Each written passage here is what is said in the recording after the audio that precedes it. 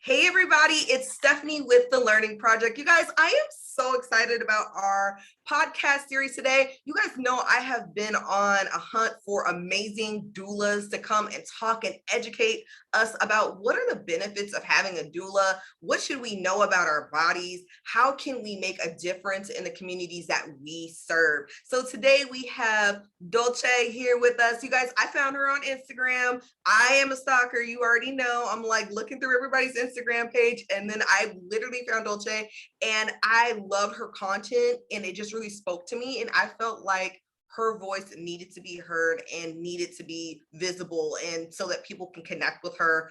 So welcome. Thank you so much. I'm so happy that we collide in this world of Instagram, because there's Yes. so much information that we need to share with all women around the world, right? Absolutely. So you guys, I'm going to give you a couple of fun facts here. If you see me looking over to the side, you guys know I always have like my extra screens and all that good stuff. So maternity leave, let's talk about it.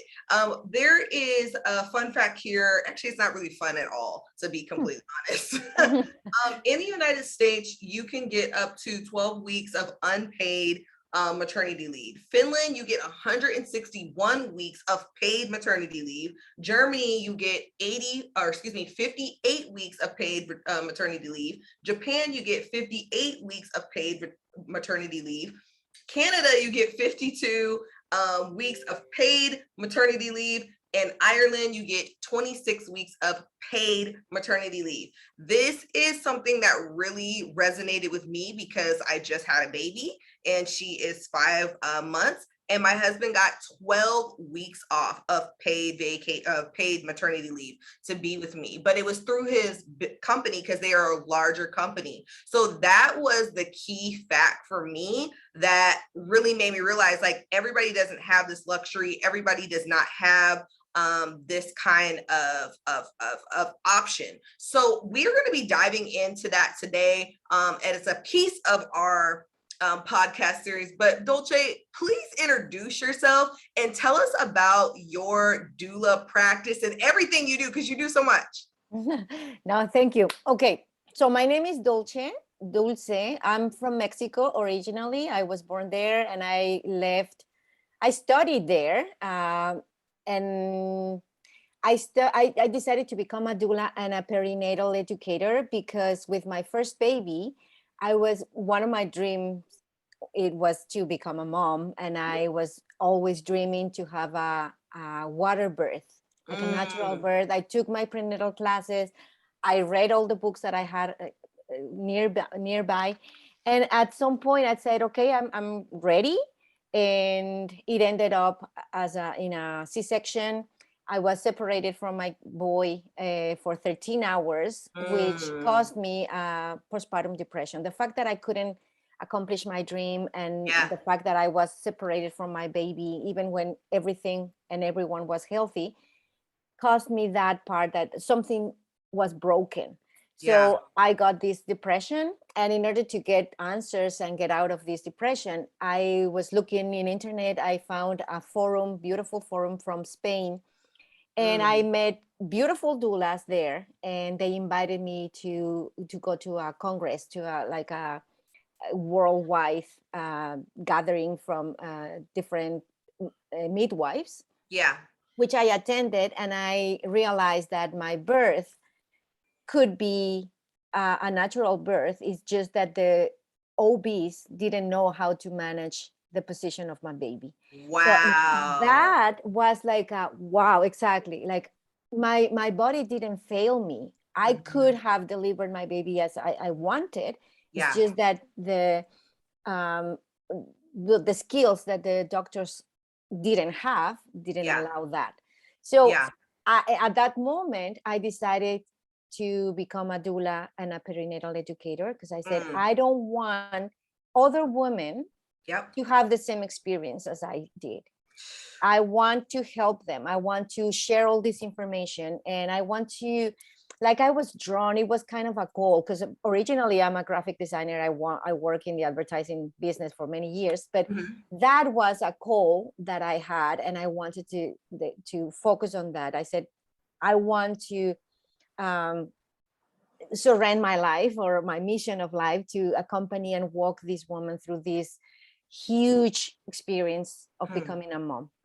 Oh my word. I love your story so much, because so many times people are like, why did this happen to me? And how can I even take this story and what I'm doing and what I've gone through to a broader network of individuals, so they know that they're not alone. Exactly. You know, that's the part that's so ironic to me about labor, delivery, pregnancy, loss. So many of us go through it, but it's the one thing we don't talk about. We do not say like, hey, you know, this happened to me, or hey, that happened to me. And sometimes, you know, it's a place, you know, people just don't feel that place to kind of talk about it, because it's not a place of healed space quite yet. So I get that.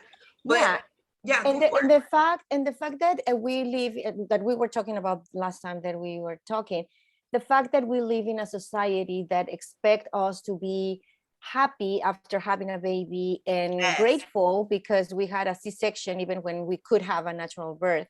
Yep. I was receiving all these comments like, you shouldn't be sad. You should have been grateful. You have a healthy baby and you are healthy. You don't have the right to be sad or upset. Right? Yeah. But instead of supporting the journey of transformation that a woman has after the birth, it's not only that you couldn't accomplish the birth of your dreams. Let's say that would be the least of the priorities, but the whole process, the changes of hormones, takes you to a roller coaster of emotions. Yes. As you said, no one should be alone through that. Yeah, no one. And you said something really profound to me when you were talking about this. And you guys, the reason why it's so eye-opening for me is because where I'm at in my journey. So when I had my daughter Jalea, I was planning on having a water birth, and I just pictured myself being at home with family, having certain smells and lighting, and just this home was going to be so much more than what I thought it was going to be once I had my daughter in the house. And they were like, no, you can't have a home birth because she has cysts on her right lung. We don't know what this is going to look like. She might need intervention immediately. We're not sure. So I immediately became high risk. I immediately had to ixnay that. Then I was like, you know what? I'm going to go to a birthing center. And they were like, yeah, if she has this is so rare what she has. We're not prepared to actually deal with any of this. And so then I was right back at the hospital, and I was like, I do not want to be at the hospital. I know there are great people that work at the hospital. And for me, luckily I had a good team. But I think part of it was because my husband works at the hospital and he knew a lot of the people. So that made a whole different situation as well. And so when I had my daughter, I ended up having a C-section. I had a birth for over like 30 hours. Like I was like literally thinking like, oh, it's going to happen. But my contractions, I wasn't feeling them. I thought I was doing so good. I was in the tub, I was moving, but towards the end, I just got stuck for some reason. And I ended up getting a C-section. And I remember coming out of the C-section and just being, what just happened? Like everything happened so fast. And then I remember coming home and sitting in my room and just crying, because I was like, I wanted to have a natural birth. And I felt like everything was taken away from me, from like how I had my daughter to, you know, all of the options and this story and this narrative I had told myself about how my birth was going to be. And now it's in a whole different place. Granted, same thing. People were like, you're healthy, the baby's healthy, you should be happy, you should be fine. But I wasn't fine. And there wasn't space for me to share that and to express that feeling. Exactly. And it wasn't until my doula told me, like, this is really normal. And I was like, really? And they were like, she was like, yes, it is very normal for you to feel the way you feel. And Mhm. so when you talked about your story and how that happened to you, like that is just something that I also experienced, and a lot of people don't talk about it and how it really impacts you. Yes, yes. So many women, and I started to talk with many women how was their experience, and every woman loves to talk about their birth experience. I Yeah. don't know. It's like a huge experience for all of us, right? Yes. Yes. And my mission is to help them to have a positive experience, because this is the story that we will tell our kids Hmm. when they ask, Mom, how was my birth?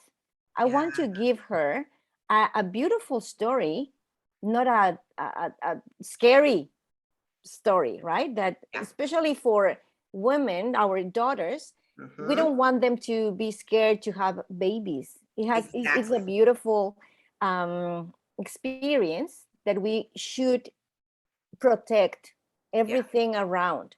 So Yeah. the fact that in the whole world, I also want to share how is the differences in different countries, different continents, Mm-hmm. how they are treating the birth. And I can see that is most affected on the economy. Mm. Every country has priorities. Hmm. And some countries, they understand that if they protect the nuclear family or the beginning of a family, their citizens will be well equipped to live a balanced life, and also the economy will be good. But some other countries that they focus on all their development in the money, in Mm. capitalism, that Mm. they don't care anything about family, but you have to produce, you have to come back to work as soon as possible, otherwise you won't get paid. Wow. Oh, Dolce, you have got to stop right there. You guys, if you did not hear that, rewind that back. There's a lot of people that have businesses, organizations. What Dolce just said was so key. Oh, please keep going. That was awesome. So So awesome. when in some places, for example, in Europe, there's so many countries, as you mentioned before, Yeah. where first of all, they understand the importance to have a natural birth over a C-section. Mm-hmm. They understand that a C-section is only used when it's an An emergency. emergency. Yeah. Mhm. Then an OB should attend or assist births only when it's a high risk pregnancy. Yeah. Only. But usually the norm is to have a midwife, and the Mm-hmm. norm is to have your birth at home. Uh-huh. Mm-hmm. If you are healthy, the baby is healthy, there's no other issue. Yeah. There's no reason to go to the hospital. Mhm. Mm-hmm. Now, uh, you mentioned as well how long you have in maternity leave. There Yes. is where, as I mentioned before, those countries like Iceland, Mm-hmm. the Netherlands, that they give the longest periods of maternity leave. Those Wow. countries understand that being with your child, the first, at least the first 7 years would be the ideal, but right, Yeah. but the maximum that they can give you is like 3 years, which is great. Yeah. The fact that you as a family can have that time without pressure of being working or bringing food to your table, Yeah. right, because you know that the government is supporting you, and then you can focus on uh, build the foundation of your family, Mm-hmm. build a solid foundation for your family. The first three Yeah. years are are paramount for a Yes. baby's development. Yes. And also for us, how many couples break up Yep. after the Yep. baby is born, right? Yes. Yes. Because they are not ready. It's too much, and not because they didn't take prenatal classes, or they didn't. No, it's per se is already a huge Absolutely. load of a burden for them, right? They Yes. shouldn't be alone They say there's an African proverb that says it takes a village to Yes. raise a kid, right? Yes. So Yes. if you don't have that support, how you can expect to continue and survive a relationship full of challenges, right? Oh my goodness. Dolce, let me tell you, I have been talking about so much of what you've been talking about over the last couple segments because we are not taking childbirth serious. We are not taking parenting and bonding really serious. We have all of these theories, we have all of these ideals, but are we really saying like, hey, we understand this and we're going to implement this in the fullest, you know? Immediately when we talk about paid maternity leave or we talk about a longer maternity leave, people are like, I can't keep that person's job that long. Or, you know, who's going to pay for this? Or who's going to pay for that? We're paying for things that are happening regardless. There was a young lady that this just recently happened. You guys know I like to come with like small like news breaks. There is a young lady that just took her life because she felt like mothering and being a single mother was too much and she just couldn't do it. And she killed herself. And now this little boy is left with no mother because she was like alone, and she didn't have to be alone. Where are the options for people to have doulas, full spectrum doulas, postpartum doulas, all of these different options for resources other than go see a counselor that you might talk to once a week. Sometimes you don't open up to them. Sometimes that counselor is not coming into your home so they can actually see what's going on in your home and in your environment. And exactly what you were talking about, people need to know that they are supported as an individual. If you have a child, you will be supported by your community. And this is not just talking about, you know, some people maybe think like, are you saying like everybody needs to be on welfare? No. When you are a woman having a child, you come to a point in your life where you're like, I have to choose. And I kind of felt this way when I had my daughter because I am such a go-getter. I'm career driven, career oriented. I'm like, I felt like I had to choose like either my daughter or my career, you know? And I was so depressed and so upset that I was feeling this way. And I had to get to a point, Dolce, where I was like, you know what? I'm choosing both because I love what I do and I'm going to do what I love, but I'm also going to be there for my daughter. And if there's a meeting or two that I have to take her with me, I'm going to do that because that's what's most important for me. That's what's most important for her is her to be with me at this time. And, you know, I work on certain days and certain days I don't work. And because I need to put my full attention to her and let her know she's important. But so many people don't have that plan, and we planned this for a long time because we dealt with infertility for over 7 years, so we had a lot more wiggle room of course than other people. But man, what you said is so true. There's not enough support in us actually seeing women and birthing people taking that step of having a child and understanding all of the hormones and everything that's happening to their body. Yeah, and it's also important that understand that we live in a men-oriented world, right? And they expect us to behave as a man. Like you have to be.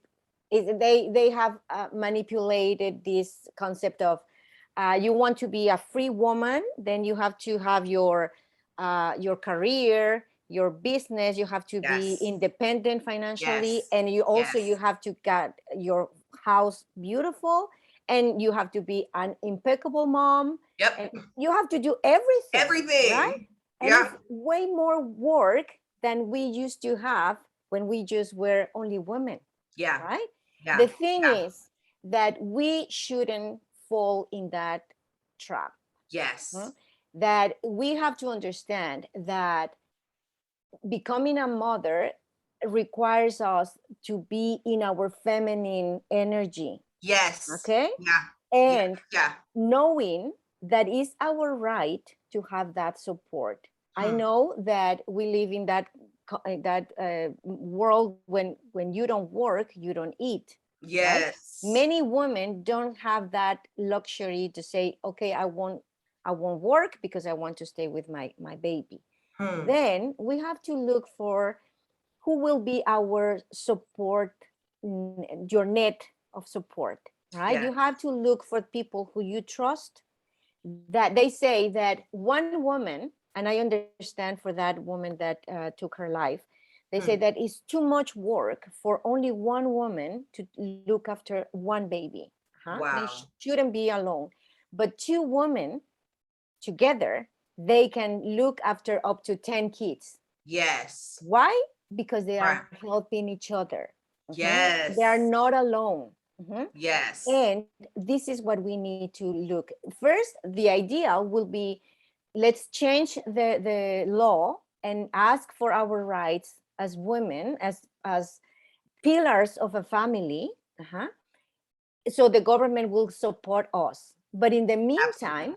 you need to look and create your net, your support net, to see, it could be your mother who can look after your baby if you have to come back to work, someone, or a daycare, or whoever you trust, but has to be someone that you know that will nurture your baby in that care that they need while you are away.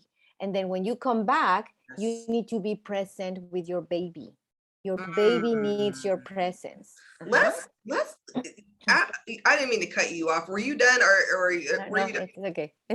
Oh my gosh. So you guys, I want you to process what she just said, Dolce, because let me tell you, I keep talking about this book called The Fourth Trimester. And Mm. literally what you talked about, being in that feminine energy, there's been such a stigma of like, if you're in the feminine energy, that's, a bad thing. You've got to be able to do both. You got to be able to do all this stuff. You have to be like Superman. You can't do that. And that is something that I really have seen so many women battle with, is that we are that space is so sacred, that time after having a child. And everybody is going to need something different. Some women, they're not going to show any signs of anything. They're perfectly fine. They're happy. But there are other women that are going to have these ups and downs, and they need support. And there's going to be some women that are just going to be crashing, and they're going to need some help. And what does that look like? And how do we work together as a collective whole, as women, and say, you know what? We want to support you as you go forth and, have this little one, and you are healing and you are resting. I just finished a course, and it was talking about the importance of rest and the importance of sleep for a person that just had a child and just had this traumatic situation just happen, whether it be a natural birth or C-section or unexpected things like happening. Those pieces really play a huge part in your body, your mind, your soul, your spirit. And one of the things that you just said that I really want people to think about is, you said learning to be present with your child. In like your professional opinion, like, why is that so hard for women to do after having a baby? Again, And because what can we do about it? yeah, because we have those expectations, right? That we want to perform as everybody is expecting from us. Mm-hmm. We have that false image that we have to be happy and super recovered after the birth, and I'm ready to work, and I'm ready to do everything that I used to do before becoming a mom. Mm-hmm. And on top of that, recovering myself and taking care of my baby, which Mm-hmm. is not a realistic expectation. Yeah. And that's the thing that I want them to understand, that don't bite that Hmm. bull, because Yeah. that bullet, because it's a lie. We were Hmm. talking about the feminine and the masculine energy. We need to understand when to use the masculine energy and when the feminine. When we Hmm. are mothering our baby, it's all about the feminine. We have to stay as much time as possible that we can have with our baby, becoming a woman, and Yeah. to the feminine energy.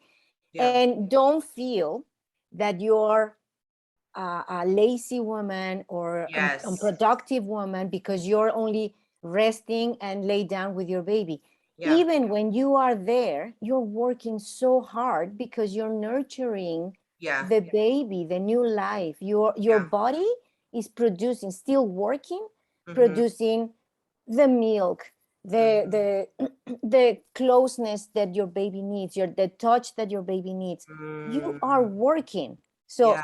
even when you're not having money out Yeah. of it, Yeah. because that's the biggest belief. If I'm not making money, then I'm not doing anything. That's wrong. Mhm.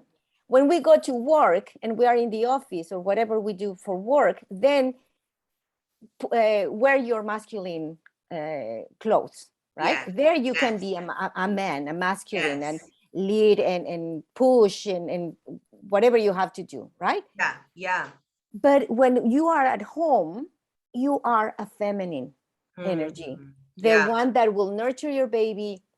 As I said, presence is, forget about cell phones, computer, music. Know that it's kind of the whole world around you disappears and your baby needs to be seen. The Wow. baby doesn't care if you are there 24 hours with him or her or 2 hours a day, as long as this time is a quality time, knowing that he or she is connecting with you. Yeah. You are hugging them, carrying them. There's so many things that our culture have sold us that says, don't carry your baby. Sleep your Yes. baby in a different bedroom, right? Yes. Don't sleep with your baby because you will Yes. spoil them. Which the baby needs all this closeness and attachment to become more independent Wow. earlier. Wow. When we try to separate the baby from us, thinking that this way they will be more independent, we're doing the opposite, because their need is to be with their mom. This is a natural and genuine need. And Yeah. when you deny that need, they need it more. They don't want to let you go because they don't know when you will come back. Wow. Instead of telling the baby, don't worry, when I come back, I'll be here with you. And this will be our time. So the baby will know, eventually they will understand, okay, right now I'm here with my granny or the daycare lady, but when I come with my mom, I know this is my time, and it will be enough for the next day to wait for her. Wow. Oh man, that was so beautiful, Dolce. Like I don't even know where to begin with that. And I don't know if it's just because like where I'm at, it resonates with me so much, because that is the message we get as mothers is, don't pick up your baby too much. You'll spoil the baby. Don't do this because you're going to spoil the baby. They're so worried about this baby being spoiled, right? And they're so worried about us giving them too much love. And something I had talked to another person about, we were talking about how history plays a huge part in a lot of BIPOC people, meaning that because of slavery, one of the reasons why they didn't want you to pick the child up too much or to hug the child too much is because they were worried about the child being too sensitive or soft, or being in a place of being targeted in such a dangerous time of history, right? And this ideal and these processes have been passed down, and they really have to be broken generation by generation, and saying that, hey, you know what, you can hold your baby, it's okay, this baby is going to be just as strong as another baby will be, and you're going to give them all the love and all the care and all the information and all the support they need. And it's amazing how history passes down, and it impacts a group of people. It impacts that mother and how they feel like they can bond or should bond with that child, and it's something that I continually have to question myself about in my practices that I do. Okay, is something that I need to do, or is this something that I was told to do, and do I feel like it's the right thing to do? And being okay with me saying I trust my intuition and I trust myself to know what my baby needs. And that takes time. When she first came home, like I was like, freaking out because I couldn't tell the difference between when she was like crying because she was tired and crying when she was hungry. Like, I'm like, I don't know. Yes. And my husband would be like, Stephanie, like, she's hungry, babe. It's been a couple hours. Let's get her nursing. And like, thank God he was there because my brain was all over the place. But that's a real thing for so many people. And we don't think about how history has played a part in how we nurture our children. Yeah, at some point, the system took over the care of the pregnancy, and they made us believe that we couldn't give birth on our own, that we don't know what is best for our bodies and our babies. So we have to be rescued for this imminent, risky birth, right? So they, at saying that, they are taking that power from us. They are taking that right of decision that we used to have, and we have to recover. And they say also that energetically, you know, that we were in our grandmother's belly. So we are carrying the energy not only from our mother, but also from our grandmother. So we have to clean up from our generation onwards. So we have to, right now, whatever we do with our births, with our daughters, we are doing it for our granddaughters as well. So it's like to clean up all those years of abuse and fear. We have to keep working on say, no, this is our right. We have to be respected on how we want to have to give birth. And even if I'm in the hospital, this is what I want. And you guys, you don't have the power over my body. Unless I'm dying, yes, do your job. Otherwise, I will choose what position I want. I will choose if I want an epidural or not. I will choose because it's my body. Oh, y'all, if you're not watching the video right now, I am like losing my mind. I love this Dolce. Like, this is what we need. We need people to help us reclaim our power. And part of that is reclaiming the past, healing from the past, understanding the past, understanding your mother's history, understanding your history, understanding sometimes even your grandmother's history. What has happened that's transported all the way to the present? And that's the thing that people try to say, like, oh, don't worry about history. We don't need to worry about history. History can, that generational trauma, it passes down from person to person to person. And let me tell you, there was a part in my journey where I came to this revelation. My nutritionist, her name is Darnell Barlow. She came to me and she said, you've got to heal from all of your miscarriages, ancestral stuff. She brought that thing to me. And when I started getting in tune with that healing and working intentionally with that, what to me was the key of my body just releasing.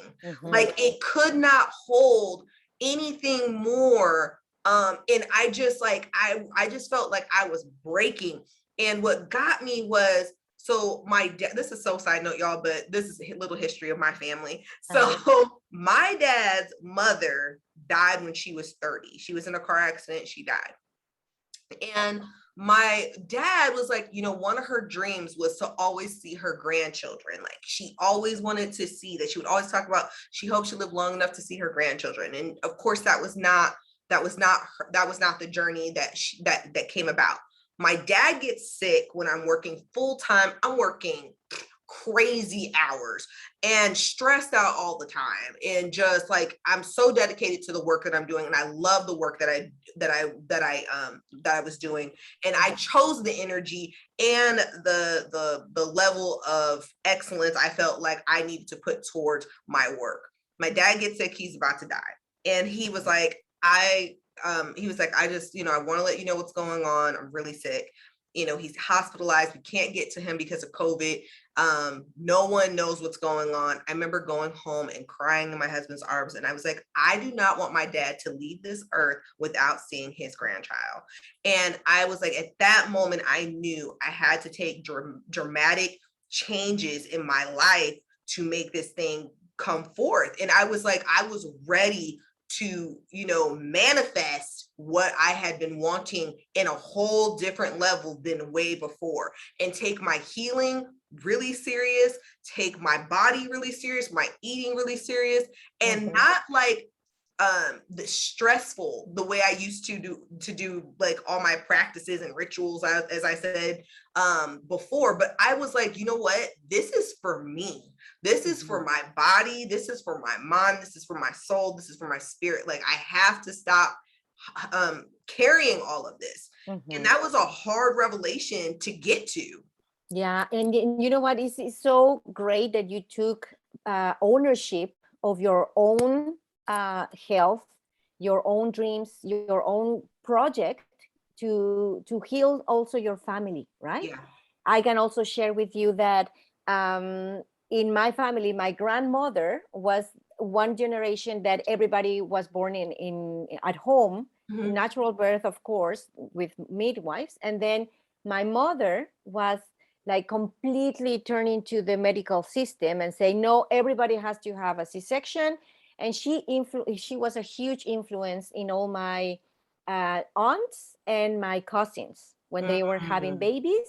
All of them were pushed to have a C-section. Like, don't worry, don't wait until a natural birth come. Just plan or program your C-section. Wow. And I was like, no, I don't want that. I don't want that. Wow. Being the daughter, right? Like, she was like, of course, if everybody has had a C-section, you must have a C-section, right? Yeah.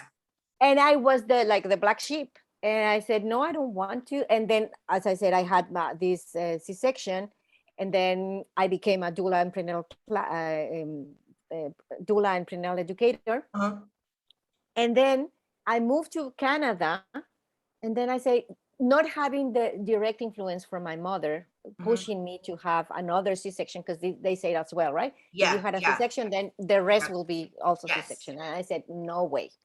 The second baby will have the birth as I dreamt, and I will be ready for that. So knowing all what I knew at that time, I look for the best midwife, I look for the best team to support me. And then I had to come back to Mexico, where my midwife was.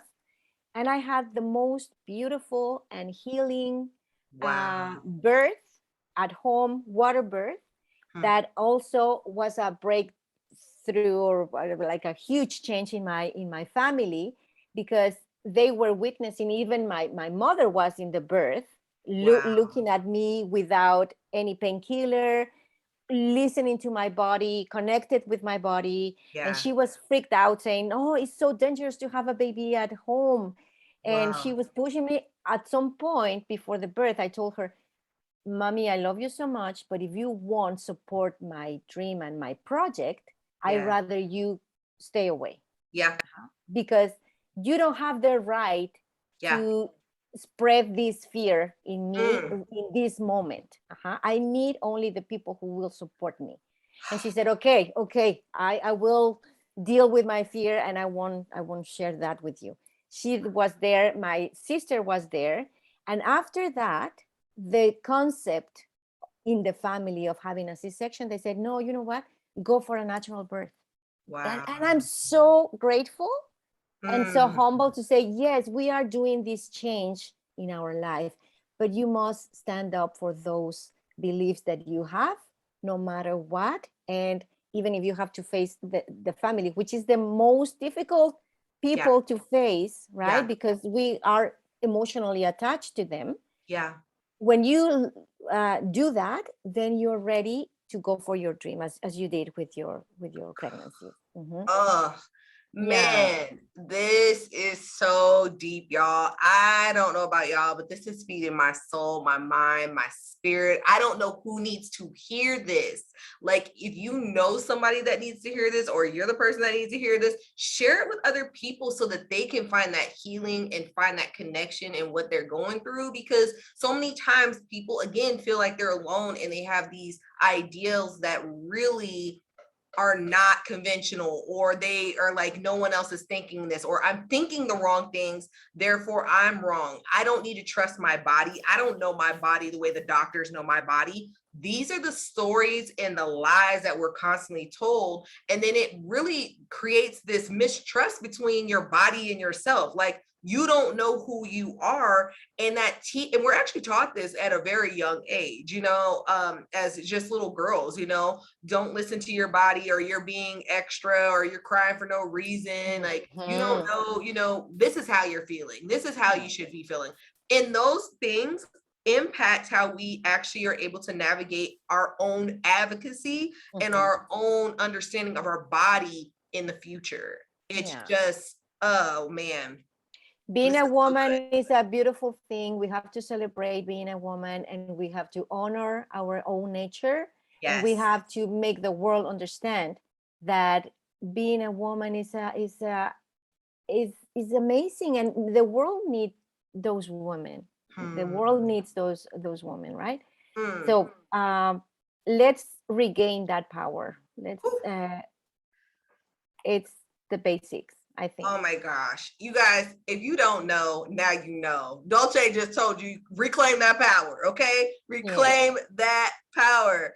Dolce, I know you prepared some stuff for us today, like 4 tips today. What are those, not tips, but just some things that you wanted to share with us today? Like, what are some things, we probably have covered some of them, maybe, I don't know, but like, what are those things that you felt like we didn't go over that you were like, I really want to share this with our listeners? Well, just to look around the whole world, what is happening in other countries that is not happening in my community, and what can I do to make that change? And as we mentioned, in some other countries that they have more time, and the government supports that. I think this is the biggest goal, right? And that will take so much effort from so many women that get together and say, hey, I need this because it's important, and it's a movement that we have to start, right? But we can start from home. We can start from home, that okay, right now I cannot change the whole world, but I can change my world, my home.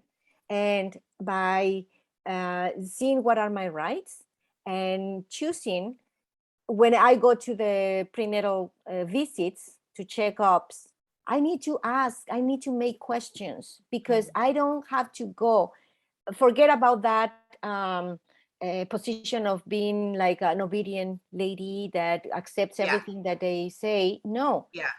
What will happen when my baby is born? I want my baby be here with me and not separated from me. I want that you guys don't clamp the cord, because it's important for my baby to continue having this blood flow. Flow. I don't want to cut my vagina, right? To have this episiotomy. You have the right to ask all those questions and say no. And say no. You can start from there. And then second, you can check who will be your support system. You need someone that visits you after the birth. If you have to come back to work, who will take care of your baby, someone that you trust. And think about building a community. You cannot raise that baby alone. You shouldn't. So think about a group of people that can help you, that you can trust, and you can leave your baby with if you need to work. I think with that will be a good start to make a change. Wow. This is like so healing for me. I don't know about y'all, because Dolce, like, you keep bringing up these really soft spots, like, in my heart, that I don't even know, like, I don't feel like we've had a full conversations about them on our podcast. And so many of us don't know what we need until we hear it. And I think that's something that's really important about reflections, about talking about your birth, talking about things that you're not even sure, like what you're feeling and where you're going, because people can help draw what you're actually experiencing out, and be able to help you find that connection. What's the one thing that you want people to know about getting a doula, and how do they really support your mind, body, soul, and spirit as a new or existing mother? I think the figure of a doula represents all those mothers and women that we used to have in the old times when women get together while having a baby, and all the aunts and cousins and mothers and grandmothers were together helping this new mom, right? And there were so many rituals to, like, rite of passage ceremonies that, okay, you are becoming a new mother, you are escalating another position in the hierarchy of women, right? And this is something that we have to regain or recover, saying that is having a baby is not only having a baby. I'm becoming a new person. I'm giving birth a new me. So Wow. having a doula will help me, if I don't have all these women around me, to at least knowing that I'm not alone, that this is something that I have to be supported with, and that someone that knows what to do, and she will be your, how you call this, little cricket of Yes, Pinocchio. the little cricket in your ear. Yes. Yeah, that will tell you in your ear, hey, do this, ask this, don't accept this. She will be your guardian angel while being at birth, especially if you go to the hospital. Yeah. It's a huge difference Yes. knowing that you're alone and you don't know what they are telling you because you don't understand all the terms, right? And the only thing that you can say is yes, yes. But so many things that you said, why they are doing this to me? It hurts, right? If you have someone advocating for you on your side, she will tell you, no, don't accept this. And then you said, okay, no. She will give you that support in that vulnerable time that you Wow. are going through. So it's try, if you cannot get a doula, look for someone, another woman who has been in a hospital birth and can tell you, talk with her before, or read. There's so many really good books Absolutely. that you can read. Absolutely. And I think it's our responsibility to be informed. We cannot say, oh, no, I didn't know. Well, you didn't know because you didn't research, because the Yeah. information is there. Yeah, it And is. we cannot claim ourselves like victims when we have all the information and the tools Ooh. in our hands.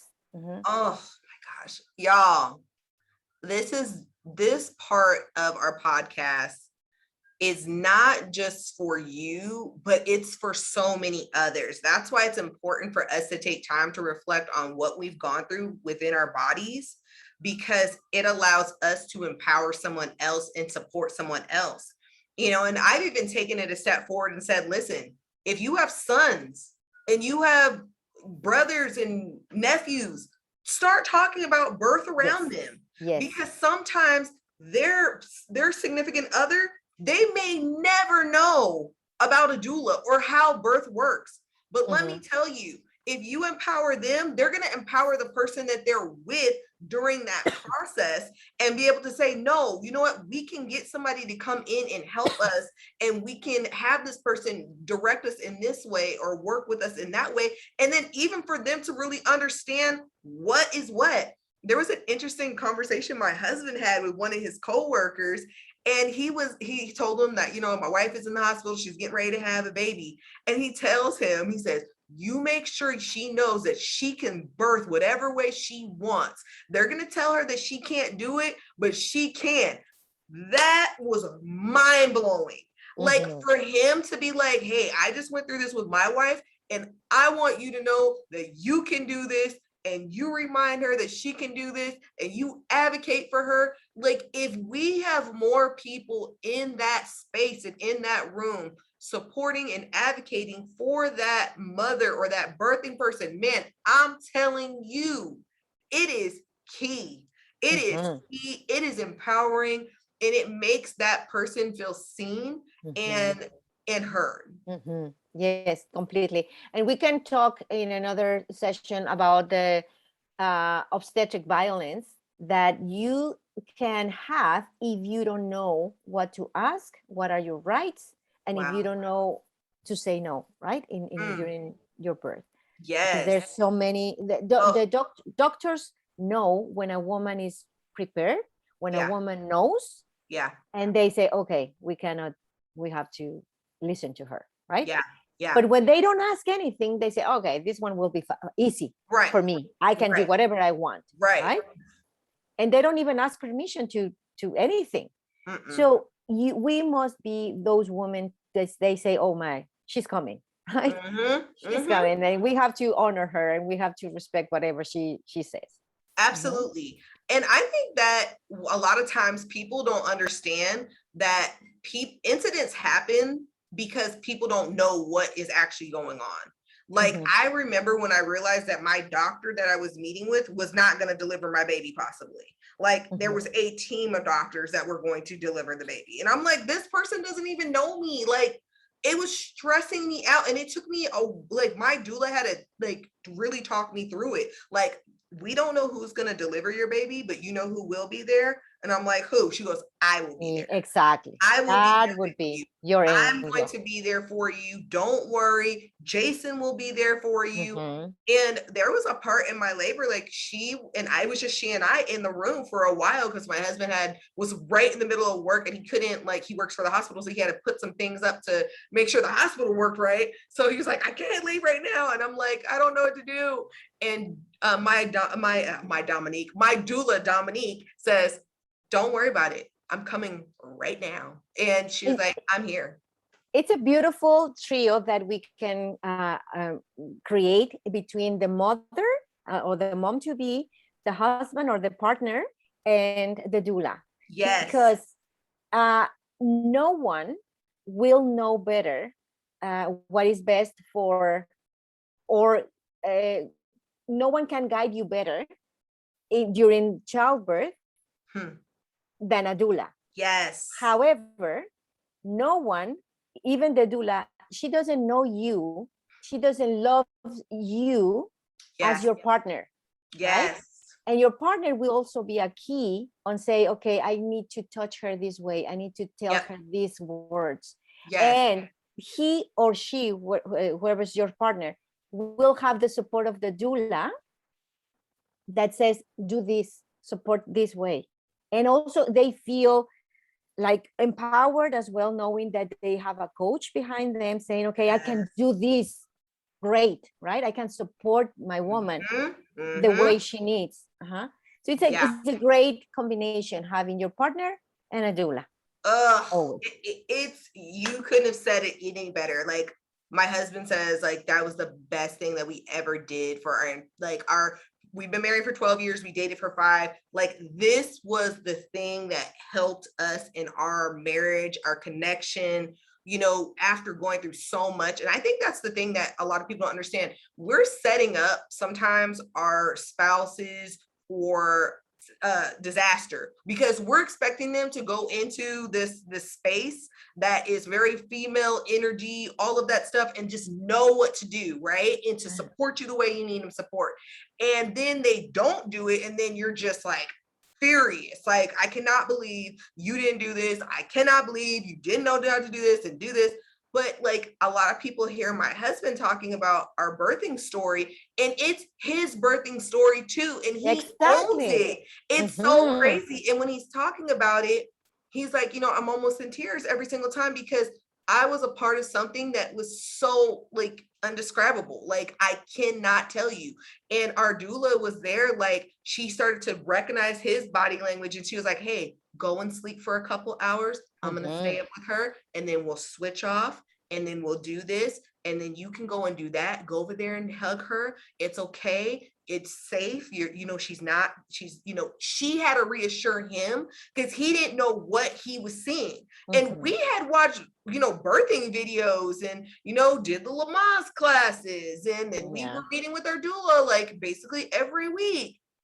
These are the things that really like were mind blowing for us to realize, like, no, the reason why we needed her is because we didn't know each other in this arena. Like even us like massaging each other and touching each other, like that was weird because like we realized like, oh, we don't actually take time to massage each other. Like, let me massage you. Like we just don't do that, And so when we have to be intimate to the point where, hey, I have to lotion your feet because you're so big, you can't lotion your own feet. And we need to make sure that your blood flow is good in your body. And like, this was a true experience that was developed and really nurtured by my doula to help us get to that. Yeah, I think the doula will be a key to try to create this intimate environment in a very invaded space, which is the hospital that you have interventions every hour. Yes. But the doula is trying to protect this space where you guys can connect and help not only you but also the partner. Yes. Which is amazing. And at the end, what is remaining in your memory? The good experience. That's what we want. Yes. Right? Yes. Dolce, what's the one last thing you want our listeners to hear before we end this podcast? I think that it would be nice for them to be open to break the pattern of how they've learned that is the baby world. If you are pregnant or you're having or planning to have a baby, be open to learn different way of having a baby. And dig deeper. Don't go just in the surface. We are in a society where we want the fast food, no pain, fast and without effort. But the things that are valuable in our world, if we take the time to look for different houses before buying one or different cars before buying one, we take the effort, the time, the investment. Why we don't take the same effort, time, and investment to be ready to receive a member of our family, to be surrounded with the best team that will give my baby the best welcome.